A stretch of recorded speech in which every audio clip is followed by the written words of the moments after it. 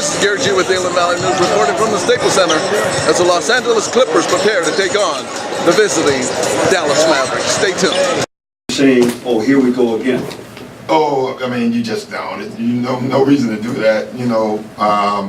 CP is obviously out tonight, and we'll evaluate from there. But you just keep going. We got a lot of guys. We got a lot of guys who can play, and my saying is we pay them all. We don't pay just one or two guys, and so we have to be ready tonight. Not having Blake, not having CP, you have to figure out different ways to defend, different ways to score, and as long as no one thinks they're going to get all the points themselves, we'll be fine. With CP's situation, will you be extra cautious with him because obviously he wants to play, and as you said, the hamstring injury is always tricky? Yeah, I'm out of it. I don't get involved in that stuff. You're the coach? Yeah, but I'm not the trainer. Yeah, it's a difference between a coach and a trainer, and so that's something I never get involved in. They'll tell me when he can play, and JP's been great with that. That's one thing I never get involved in because coaches want to win every game and want to play their guys, so it's good for a coach not to get involved in that stuff. Did they give you a sense of it'll be one game or multiple games or anything like that? Yeah, they gave us a sense that it wasn't a severe hamstring and he could possibly play Sunday, but he may not. We'll see. Who will start tonight? Raymond. Your reason for going with Raymond? He played well yesterday. No, that's not it, because the whole bench played well yesterday. We, again, like to keep that second group intact a lot.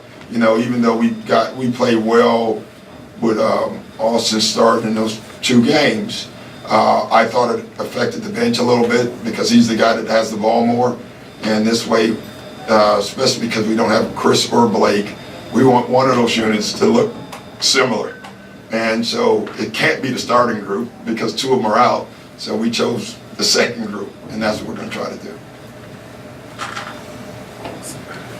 Why have you guys had a hard time getting the ball in bounds at end of games? It's been something that's come up 3 or 4 times now in the last few weeks.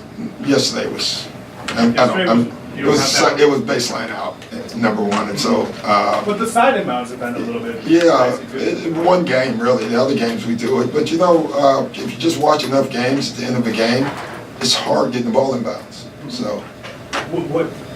What makes a guy like a good inbounds passer in that situation? Do you look for a guy that you want to have? You prefer size. He's a heck of a player still. He can shoot the ball. He doesn't need to move to shoot. He's so long. So it obviously puts more stress on our defense having him on the floor. We're hoping when they said a limited basis, that means a real limited basis. We're hoping, but who knows? He's one of the greatest of all time, and we have to prepare for him. Last times Paul and Dirk will be on the same court. In this season, have you?